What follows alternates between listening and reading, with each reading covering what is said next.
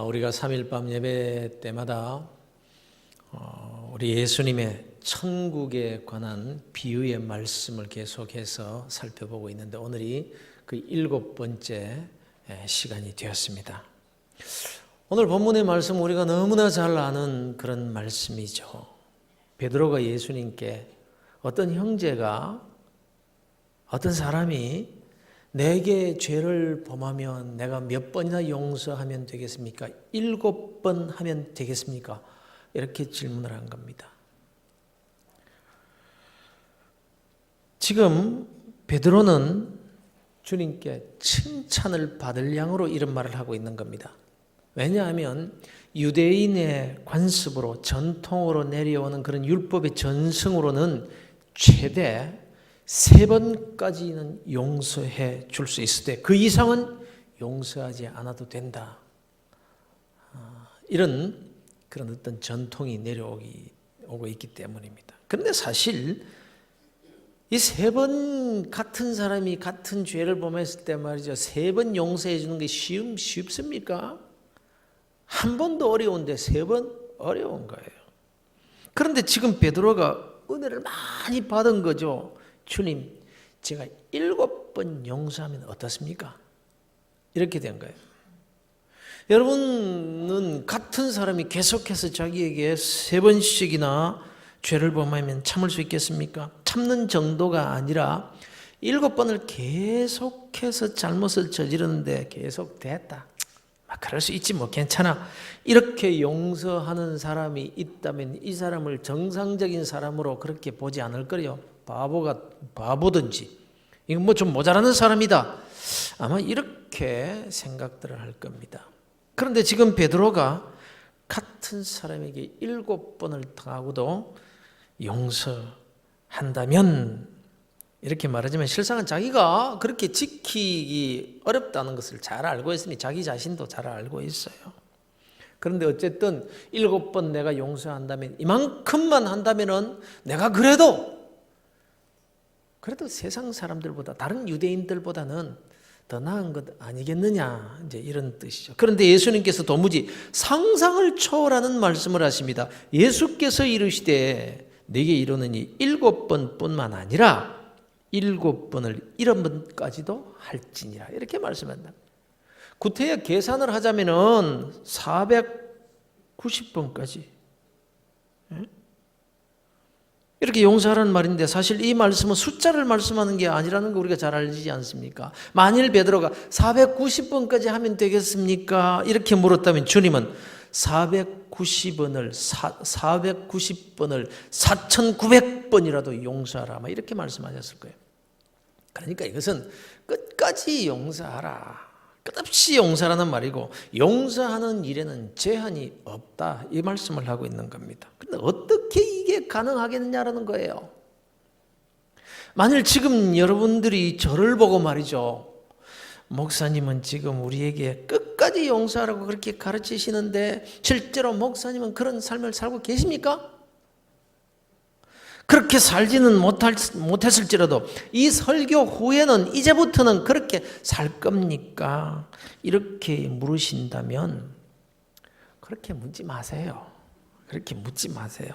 예? 제발 그렇게 묻지 마시기를 바랍니다. 그럼 저 설교 못하니까. 대답할 수 없는 거예요. 대답할 수 없다니까요. 1988년 미국에서 대통령 선거가 한창 전국을 뜨겁게 달구고 있을 때 중요한 이슈가 뭐냐면 사형제도 폐지의 문제였습니다. 민주당 후보였던 마이클 듀카키스라는 후보가 사형 폐지론을 주장하면서 전국을 돌아다니면서 이렇게 유세를 한 거예요. 어느 날 CNN의 토크쇼에 그가 초대를 받게 됩니다. 그 쇼에는 유명한 버나드 쇼가 앵커를 담당하고 있었는데 이 듀카키스를 앞에 놓고는 버나드 쇼가 이런 질문을 합니다. 선생님은 사형제도를 폐지해야 된다고 주장을 하고 있다죠. 예, 그렇습니다.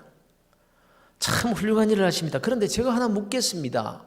선생님, 만약에 선생님의 그 아름다운 부인이, 당신의 부인이 괴한에게 끌려가서 강간을 당한 후에 살해를 당했다고 합시다. 나중에 그 범인이 잡혔을 때 선생님은 여전히 사형제도를 폐지해야 된다고 말할 수 있겠습니까? 이런 질문을 해요. 전혀 예상치 못한 질문을 받고서 이 사람이 당황을 합니다. 머뭇거리고 말을 더듬거리기 시작한 거예요. 그 모습을 수천만 명의 시청자들이 보고 있었는데 바로 이 장면에서 시청하시던 그 사람들이 받은 인상이 어떤 인상이었을까 하는 점. 자기와 상관이 없으니까 사형제도를 폐지하자고 주장하는 사람이지 진짜 그게 자기 일이 되면 그런 소리 할 사람이 아니라는 인상을 딱 받은 거예요. 그래서 그 톡쇼 때문에 그가 대선에서 패배했다는 유명한 일화가 있습니다. 남의 이야기는 쉽게 할 수 있습니다. 그러나 내 이야기를 할 때는 달라질 수밖에 없는 거예요. 그러고 보면 주님의 말씀을 따라 끝없이 용서하라는 이 말은 할 수 있어도 막상 자기에게 못된 짓 하는 사람을 용서하기란 단 한 번도 어려운 거예요. 그런데 주님께서 7번을 70번 아니 끝없이 용서하라고 하시는데 이것이 가능한 일이냐라는 거예요. 그렇다면 우리에게 고민이 뭡니까? 이 말씀을 우리에게 어떻게 적용시켜야 되느냐, 이 고민이 되지 않습니까? 주님의 말씀인데. 먼저 이 비유의 말씀은 이렇게 시작합니다. 베드로가 몇 번 용서하면 되겠습니까? 라고 물었을 때 예수님께서 7번을 70번까지라도 즉 끝없이 용서하라고 말씀하신 후에 그러므로 천국에 대한 말씀을 하십니다. 그러므로 천국은 그 종들과 결산하려 하던 어떤 임금과 같으니 이렇게 비유의 말씀을 시작하십니다. 이렇게 끝없이 용서라는 말씀을 하시는 이유는 천국이 이렇기 때문에 천국에 속한 그리스도인들이 이런 존재이기 때문에 이 사실을 가르쳐 주시기 위한 비유법이라는 거예요. 이 비유의 말씀을 여러분 잘 아시죠? 어떤 임금에게 1만 달란트 빚진 자가 있었는데 도무지 갚을 수가 없습니다. 가진 것도 없고 또 기다려주고 기회를 줘도 갚을 능력이 전혀 없는 사람이었습니다. 그래서 이제 최후 통첩을 받게 됩니다. 내 몸을 팔고 내 마누라도 팔고 내 자식들도 다 팔고 네가 가진 모든 재산 다 정리해서 갚아. 그러자 엎드려서 애걸을 하죠. 제발 조금만 더 참아주십시오. 제가 반드시 갚겠습니다. 어떻게 갚아요? 주인도 다 압니다. 임금도 다 압니다. 갚을 수 없다는 것을. 그러나 통사정을 하면서 좀 봐주십시오. 조금 더 기다려 주십시오. 한 번, 두 번 그랬던 게 아니잖아요. 오죽했으면 이제 최후 통첩을 보냈겠습니까? 기다리다 할 수 없이 이렇게 된 겁니다. 네 아내도 팔고 네 자식도 팔고 네가 가진 거 다 팔아가지고 갚아라. 이제 더 이상 못 봐준다. 제가 반드시 갚겠습니다 했지만 갚을 길이 없는 거예요. 자그마치 10,000달란트입니다. 10,000달란트. 이게 말이죠. 요즘으로 말하자면 미화 1,000만 불 정도 되는 거예요. 1,000만 불. 130억쯤 되는 돈입니다. 120억, 130억. 그래서 임금이 불쌍히 여겨서 아무 조건 없이 그 빚을 전부 탕감해 줘버렸다 이거예요. 빚 갚지 않아도 된다. 너는 이제 내게 빚진 것이 없느니라. 빚으로부터 자유하거라. 이렇게 된 겁니다. 그러니 이 은혜에 대해서 어떻게 설명을 할 수 있겠습니까? 새 생명을 얻은 것과 똑같은 거예요. 그런데 문제가 뭐냐? 이 어마어마한 빚을 탕감을 받은 이 사람이 거기서 나와서 돌아가는 길에 자기에게 100데나리온 빚진 사람을 만난 거예요. 너 잘 만났다. 그 목을 비틀어 쥐고는 내 돈 내놔. 갚아. 조금만 참고 기다려 주십시오. 그럼 제가 갚겠습니다. 실제로 이것은 노력하면 갚을 수 있는 돈입니다. 한 데나리온은 미화로 따지자면 뭐 20불, 30불? 3만 원, 4만 원?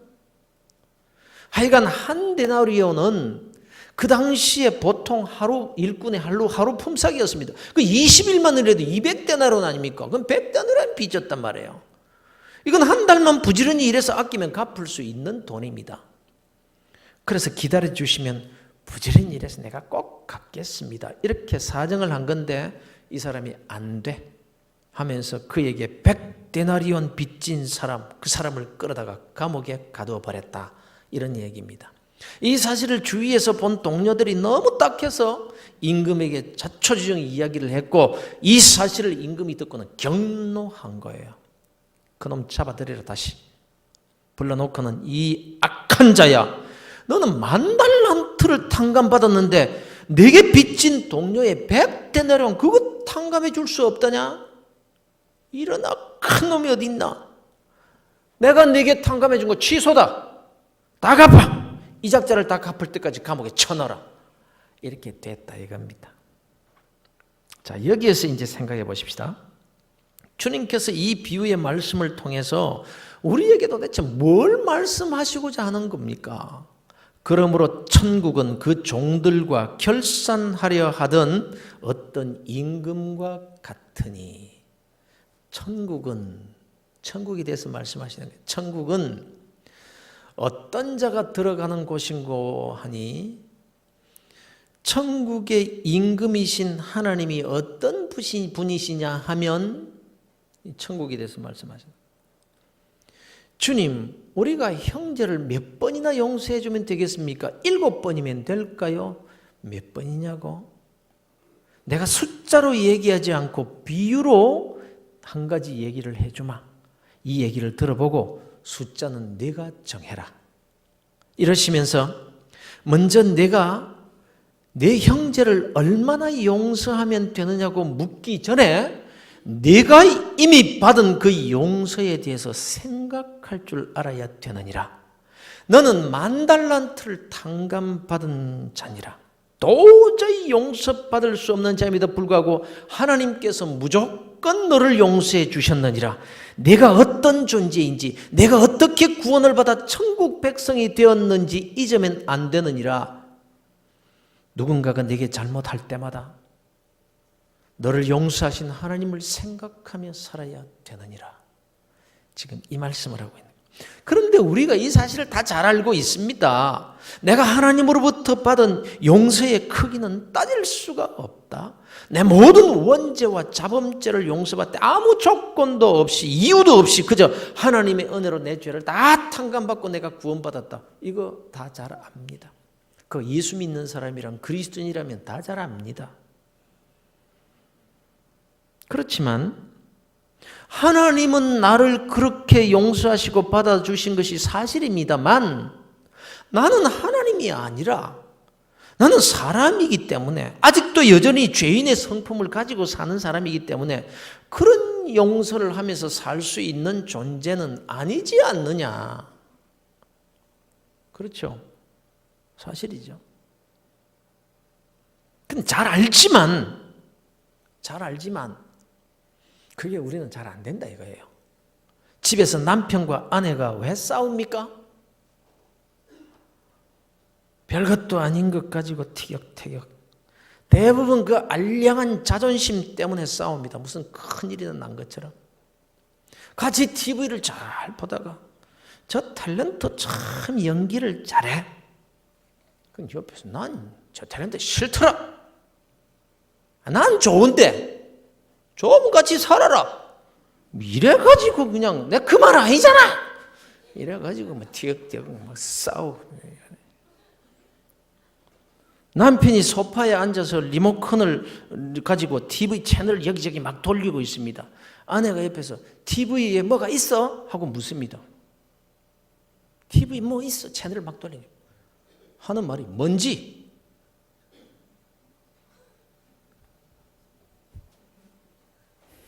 무슨 말인지 집에 가서 웃으세요. TV 좀 깨끗이 안 닦아놨다고 세상에. 우리는요, 상대방의 말 한마디 잘못하는 것도 용서하지 못하는 삶을 살고 있는 거예요. 뭐 가청하게 10,000달란트 100다네로는 이렇게 말하기 전에 말입니다. 그러나 주님께서 우리에게 주시는 이 말씀을 기억하고 살아야 한다라고 말씀하시는데 바로 35절입니다. 35절 우리 함께 읽으시겠습니다. 너희가 각각 마음으로부터 형제를 용서하지 아니하면 너희 하늘 아버지께서도 너희에게 이와 같이 하시리라. 개역 성경에는 너희가 각각 중심에서 형제를 용서하지 않으면 중심으로 이렇게 말씀을 하고 있습니다. 그런데 이건 무서운 말씀 아닌가요? 마치 우리가 하나님께 받은 용서라는 것이 조건부로 용서받은 것 같은 느낌을 받지 않습니까? 너희가 다른 사람을 용서하면 내가 너희를 용서할 것이고 너희가 다른 사람을 용서하지 않으면 나도 너희를 용서하지 않으리라. 이런 뜻으로 들리는 거예요. 그런데 가장 가까운 내 아내, 내 남편의 작은 허물도 용서하지 못하고 티격태격하고 사는 마당인데 그러면 하나님께 받은 이 죄사함의 용서 이거 취소되는 겁니까? 너희들이 서로 용서하면 내가 너희 죄를 용서하겠다. 그렇지 않으면 용서 못해. 근데 집안에서 남편과 아내도 서로 용서하지 못하고 마음에 꽁 해가지고 그렇게 사는데 그럼 누가 천국에 들어갈 수 있어요? 누가 구원받을 수 있겠느냐 하는 말이에요. 그러나 성경의 교훈은 나의 의로움 때문에 본문 말씀을 들어서 말하자면 누군가를 용서해 주는 그 행위 때문에 내가 하나님께 용서받는 것은 아니라는 거예요. 이게 성경의 가르침입니다. 주님께서 십자가에 죽으신 것은 내가 죄인 되었을 때입니다. 우리가 아직 죄인 되었을 때에 그리스도께서 우리를 위하여 죽으심으로 하나님께서 우리에 대한 자기의 사랑을 확증하셨느니라. 우리가 죄 가운데 있을 때 남 용서하지 못하고 미워하고 그렇게 죄 가운데 있을 그때 주님께서 나를 위해 십자가에 달려 죽으셨다. 그리고 사람이 의롭게 되는 것은 율법의 행위로 말미암음이 아니요 오직 예수 그리스도를 믿음으로 말미암는 줄 알므로 우리도 그리스도 예수를 믿나니 이는 우리가 율법의 행위로서가 아니고 남을 용서해 주는 그 율법의 행위로서가 아니고 그리스도를 믿음으로써 의롭다함을 얻으려 함이라. 율법의 행위로서는 의롭다함을 얻을 육체가 없느니라. 아무도 남을 용서해 주는 그 행위를 가지고 자기도 용서받을 사람이 없느니라. 이게 성경의 가르침입니다. 그런 거로 주님께서 이 비유의 말씀을 통해서 하시고자 하시는 교훈의 말씀은요, 네가 어떻게 구원을 받은 자냐, 이 은혜를 네가 꼭 알고 살아야 하느니라. 이 점을 강조하시는 말씀인 거예요. 출애굽기에 보면 하나님께서 안식일의 규례에 대해서 말씀하시면서 엿새 동안은 일할 것이나 일곱째 날은 큰 안식일이니 여호와께 거룩한 것이라. 안식일에 일하는 자는 누구든지 반드시 죽일지니라. 이런 말씀입니다. 안식일에 일하는 자는 반드시 죽일지니라. 그럼 이 말씀이 진짜 죽이겠다는 말씀입니까? 구약시대 때 그러면 안식일날 일한 사람 많았어요. 근데 그 사람 다 죽임 당했습니까? 없습니다. 다만 하나님께서 안식일을 얼마나 귀하게 여기시는지, 안식일을 대충 지키는 일을 얼마나 싫어하시는지에 대한 하나님의 자신의 마음을 인격적으로 표현하고 있는 거예요. 너희 한 번 더 그러면 너 죽어. 자기 자식보다 보고 이런 말 해요. 그런데 잘못한다고 진짜 자식 죽이는 부모가 있습니까? 안식일날 일하면 죽이겠다는 게 아니라 너무너무 싫어하신다는 말씀입니다. 너희가 각각 마음으로부터 형제를 용서하지 않으면 나의 하늘 아버지께서도 너희에게 이와 같이 하시리라. 이 말씀의 의도가 무엇이겠느냐는 말씀입니다. 우리가 누누이 듣는 말씀입니다만 하나님께서 우리에게 원하시는 것은 신앙 고백입니다. 무슨 헌금이나 무슨 우리의 봉사나 헌신, 이게 아니라 그것을 통해서 우리 마음속에 있는 하나님에 대한 신앙의 고백, 이걸 원하신다는 말이에요. 내 삶에서 하나님을 하나님으로 인정하는 신앙 고백 말입니다. 하나님은 창조주이십니다. 천지 만물을 지으시고 우주를 운행하시고 역사를 주관하시는 분은 오직 하나님이십니다라는 신앙 고백을 안식일 날 일하지 않는 것으로 받으시겠다는 거예요. 주의를 잘 지킨다는 것을 통해서 오직 나를 구원하시고 재창조하신 분은 주님뿐이십니다. 나는 주님의 보혈의 피로 죄 용서함을 받고 구원받았습니다 라는 이 신앙의 고백을 주의를 잘 지키는 것으로 하나님께서 받으시겠다는 거예요. 이와 마찬가지로 내가 그리스도인으로 살면서 다른 사람을 용서한다는 것, 이것을 신앙 고백의 차원으로 하나님께서, 지금 주님께서 말씀하시는 거예요. 다른 사람을 용서해서 내가 용서받게 되는 것이라면 이건 행위로 받는 구원이 되고 마는 거예요. 그러나 그게 아니에요. 그리 아니하실지라도 이미 우리는 예수를 믿어 구원받은 사람들이에요. 그래서 이미 아무 조건 없이 용서를 하든지 말든지 예수 그리스도를 믿음으로 말미암아 내가 구원받은 자이기 때문에 내가 도무지 받을 수 없는 용서를 하나님께 이미 받았기 때문에 그 신앙 고백으로 주님 나를 그렇게 용서해 주셨습니다.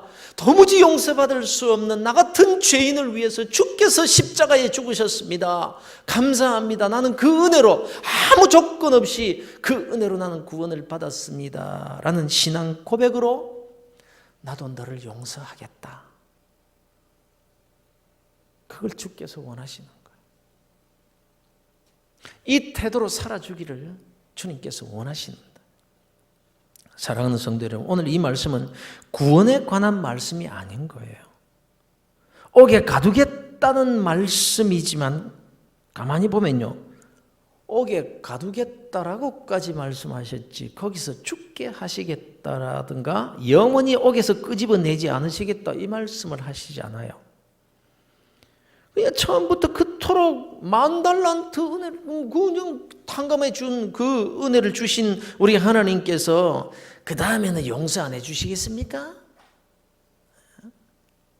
다만 너희가 각각 마음으로부터 형제를 용서하지 아니하면 나의 하늘 아버지께서도 너희에게 이와 같이 하시리라. 그래, 자세히 보면 하나님께서 이와 같이 하시리라. 옥에 가두시는 일은 하시겠다. 그 말씀이에요. 그럼 이 옥이라는 게 도대체 뭘 의미합니까? 옥. 자유를 빼앗기는 곳입니다. 고통이 있는 곳입니다. 그럼 우리가 구원받았고 이미 10,000달란트를 탕감을 받았지만 그것 갚을 수도 없거니와 하나님도 갚을 수 없다는 것을 너무나 잘 알고 계십니다. 그러나 탕감은 받았으되 만일 다른 사람을 용서하지 않으면 하나님이 그 삶을 고통스럽게 하시겠다라는 말씀인 거예요. 사랑하는 성도들, 하나님은 예수를 믿는 우리를 이미 용서하셨습니다. 다시 말씀드리면 우리에게는 한없는 자유를 주신 거예요. 옥과는 상관없는 자유가 있는, 우리는 그 하나님의 구원의 은혜라는 것이 얼마나 놀라운 것인지 죄로부터 자유함을 받은, 마귀 사탄의 지배로부터 자유함을 받은 거예요. 우리는 옥에 갇힌 자가 아니에요.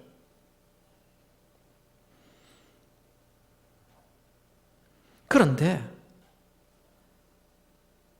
탕감은 받았을 때 다른 사람을 용서하지 않는 하나님이 그 삶을 고통스럽게 하시겠다라는 뜻, 감옥에 가두겠다.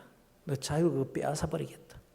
탕감받을 때는 자유함을 다 받았었는데 네가 남을 용서하지 않고 네가 10,000달란트 탕감받은 자라는 그 사실을 신앙 고백적인 그런 모습으로 가지고 남을 용서할 때 하나님께서 내게 이렇게 용서해 주셨는데 주여 감사합니다. 그 신앙 고백이 되는데 10,000달란트를 탕감받은 자가 100데나리온 빚진 자의 목덜미를 쥐고 갚아라. 나는 네 용서하지 못한다. 이런 모습을 보일 때 하나님께서는 우리를 그 고통에 자유함을 잃어버리고 끙끙대며 살아가며 하는 그런 감옥과 같은 곳으로, 그런 인생으로 만들겠다.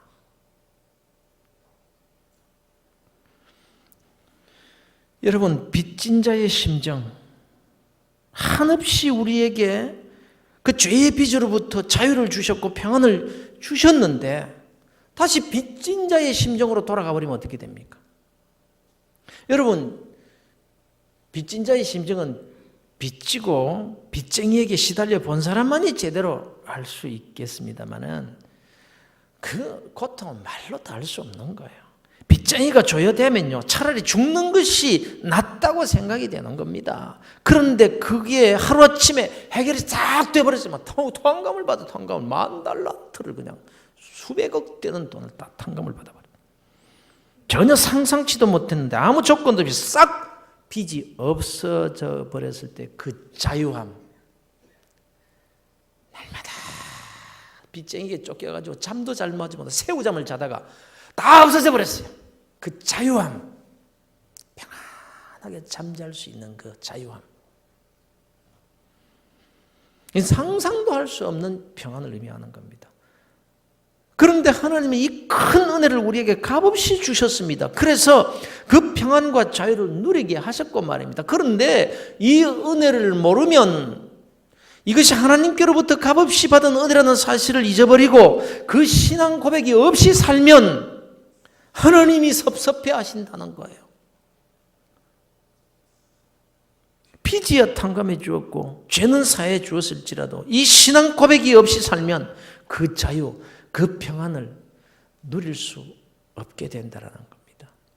그런 거로 남을 용서한다는 것은 상대를 위함이 아니라 나 자신을 위한 거예요. 이걸 기억하셔야 됩니다. 여러분, 이건 바로 현실이잖아요. 현실. 사람이요, 마음속에 한을 품고 살면요, 그 사람 정말 인생이 불행해집니다. 그 어떤 것에도 만족함이 없게 되는 거예요. 남을 미워하면요, 그 영혼이 자유함을 잃어버리게 됩니다. 빚진 자의 고통을 받으면서 살 수밖에 없는 거예요. 자기도 모르게 그래서 불안해지고 뭔가 자기 인생을 억누르는 것이 있게 되는 거예요.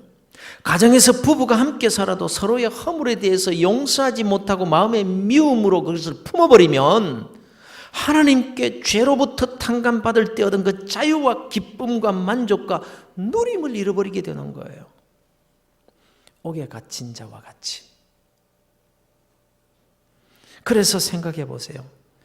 작은 허물이라도 용서하지 못하고 있는 부분이 내 삶 속에는 없는가? 이 점을 제가 주일날도 말씀드렸지만 우리 여성도님들 남편 좀 용서하시고 사세요. 예? 기 좀 살려주고 사시란 말이에요. 찬양대.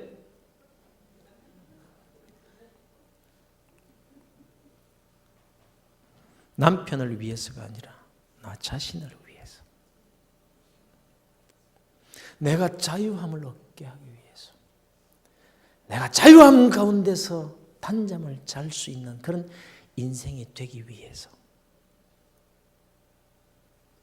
기억하시기 바랍니다. 누구든지 용서하면 그것이 내가 주님께 용서받은 은혜에 대한 신앙 고백이 되고 그것이 하나님을 기쁘시게 해드리는 일이 되어서 이미 주어진 그 자유와 평안을 누리며 살 수 있게 된다는 거예요. 환경이 문제가 아닙니다. 뭐가 없기 때문이 아닙니다. 주님께서 말씀하십니다. 너희가 각각 마음으로부터 형제를 용서하면 마음으로부터, 중심으로부터. 그래서 이를 악물고 참으면서 그것 그렇게 용서하면 그것도 유익이 되겠죠. 그러나 마음으로, 중심으로, 겉으로는 용서를 했는데 내 마음의 중심이 용서가 되지 않으면 여전히 괴로운 법이에요. 혹 여러분이 지금 자유를 잃고 평안이 없고 불안하고 일이 뒤틀리고 뭔가 자꾸 막히는 것이 있습니까? 그렇다면 한번 생각해 보시길 바랍니다. 내가 중심으로 용서하지 못하는 사람이 없는가? 내가 마음으로 미워하는 사람은 없는가? 여러분, 하여간 주는 것도 없이 미운 사람이 있을 수 있습니다. 그 사람만 보면 뭔가 못마땅하고 밉고 싫은 사람, 그런 사람 혹 없습니까? 그렇다고 해서 내가 그렇다고 내색을 하거나 밉다고 눈을 흘기거나 싫어하는 표현은 하지 않지만 아예 상대하고 싶지 않은 사람, 그래서 일부러 그냥 피해서, 그 사람 보면 막 미운 생각이 드니까 아예 막 피해서 그렇게 내 인생 밖의 사람이라고 생각해버리는 그런 사람이 없느냐. 그런데 그것이, 그런 삶이 내 사업과 내 가정과 내 일과 내 인생과는 아무런 상관이 없어 보일지 모르지만 중요한 것은 그것이 하나님과의 관계에 있어서는 문제가 될 수 있다는 거예요. 그것이 단순히 인간관계가 아니라 하나님과의 관계 차원에서 생각할 수 있어야 된다는 거예요. 하나님은 눈에 보이지 않아요. 그래서 주님께서 이 소자에게 한 일이 곧 내게 한 일이라고 그렇게 말씀하셨어요. 우리 그리스도인들의 인간관계는 단순히 인간관계가 아니라 하나님과의 관계인 거예요. 이걸 놓치면 안 됩니다.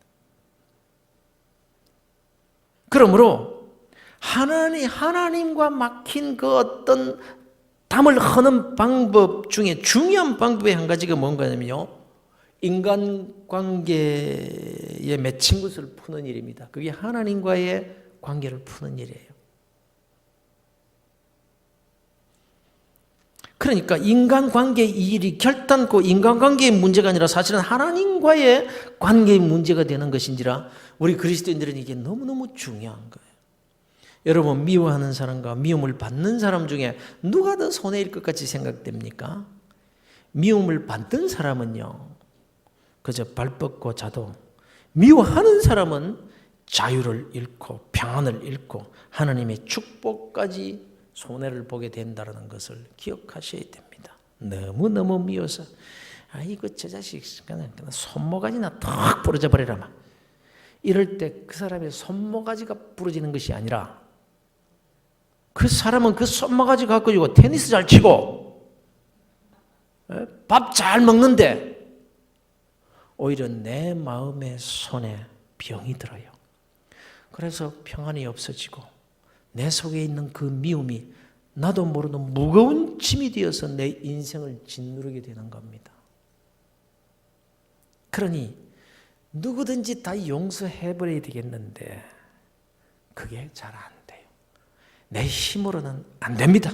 내 실력과 내 성품과 내 의지로 안 되는 걸 어떻게 합니까? 입으로는 용서한다고 하지만 마음으로 중심으로 용서가 안 되는 거래요. 어떻게 해야죠? 누군가를 용서하는 것 어렵습니다. 입으로의 용서할 수 있고 잊어버리자, 생각하지 말자 이렇게 피해버릴 수 있어요. 그래서 그 사람에게 보응하지 않고 되갚아주지 않는 것만 해도 참 대단한 일입니다. 그러나 이건 진정한 용서는 아닌 거예요. 중심으로부터, 마음으로부터 용서하는 것이란 그냥 넘기는 것이고 그냥 무시하는 것에 불과한 거예요. 그러나 본문에서 주님께서 말씀하시기를 마음으로 중심으로 용서해야 되느니라 이렇게 말씀합니다. 그래서 그냥 넘겨주고 잊어버리고 되갚아주지 않는 것만으로는 주님께서 원하시는 용서의 자리까지 나가지 못하는 겁니다. 그래서 나도 모르는 내 무의식 속에 미움과 용서하지 못하는 그 마음이 자리를 잡고 있는 거예요. 그러다가 어떤 계기가 딱 되면 잠재해 있던 그 미움이 터져 나오게 되고 그때는 걷잡을 수 없는 분노로 표출이 되는 겁니다. 지난번에도 내가 참고 용서를 했는데 몇 번 용서했는데 이제는 더 이상 못 참아 그러면서 꽝. 그러니까 지난번에 용서했었다는 것 그 중심으로 용서한 게 아니잖아요.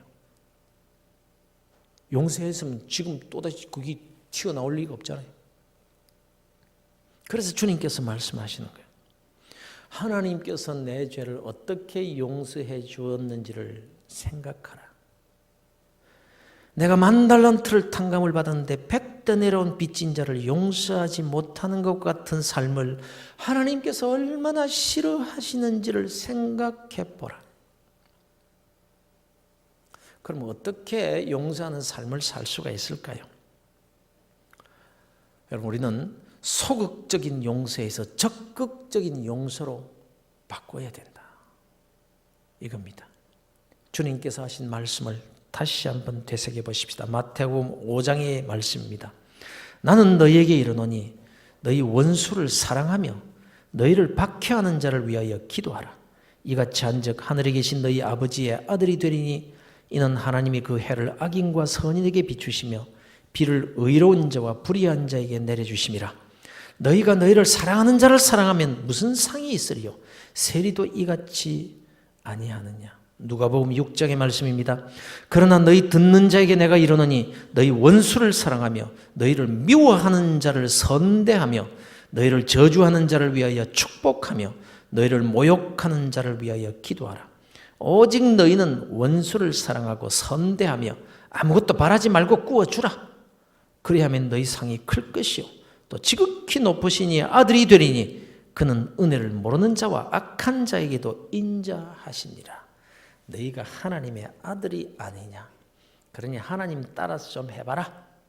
하나님이 어떻게 사랑하시냐. 하나님 불의한 자도 악한 자도 또 선한 자도 그리스도에게도 저 불신자에게까지 햇볕도 주시고 비를 주시지 않느냐. 너희는 하나님의 자녀 아니냐. 아버지의 아들은 아버지 흉내라도 내야지. 사랑하며 기도해주고 선대하며 축복하고 베풀어주라. 나 그 사람 미워하지 않아. 다 잊어버렸어. 이것이 아니라 손을 잡아주고 덕담을 해주고 축복을 해주고 베풀어주고 함께 즐거워하고 먹고 마시는 자리에 초청을 해줘라. 적극적으로. 마음에 안 들어도 그때 중심으로 용서가 이루어지게 되고 그때 내 인생을 짓누르고 있는 나도 모르는 무거운 짐을 하나님께서 벗겨주신다는 거예요. 사랑하는 성도 여러분, 우리가 벌써 3일밤 예배를 통해서 7번째 천국에 대한 비유의 말씀을 대하고 있습니다. 천국에는 어떤 사람이 들어가는 것이며 천국에 들어갈 그리스도인들이 이 땅에서 어떻게 살아야 할 자들인가에 대한 교훈의 말씀, 벌써 7번째 받고 있습니다. 기억하시나요? 씨 뿌림의 비유, 가라지 비유, 겨자씨 비유, 누룩 비유, 감추인 보화 비유, 좋은 진주 비유, 그물 비유, 그리고 오늘 용서에 대한 비유의 말씀들이 다 하나님이 나를 어떻게 구원해 주셨는지, 그리스도인인 내가 어떤 존재인지, 그래서 천국에 이미 들어갈 자격을 얻은 내가 이 땅에서 어떻게 살아야 할 존재인지에 대한 말씀들이었습니다. 우리는 10,000달란트를 탕감받은 자들입니다. 그래서 아무리 나를 힘들게 하고 내 마음을 아프게 하는 사람들이라고 할지라도 그는 내게 100대 내려온 빚진 자에 불과합니다. 그가 누구라도 이 점을 기억하시길 바랍니다. 그리고는 그들을 선대하고 사랑하고 덮어주고 격려하고 손잡아주고 베풀고 섬길 때 하늘에 계신 하나님께서 보시고 진짜 네가 은혜를 아는 자구나 인정해 주시고 은혜 위에 은혜를 더해서 주실 것입니다. 그냥 잘못한 건 아무 말 안 한다고 해서 용서한 것이 아니에요.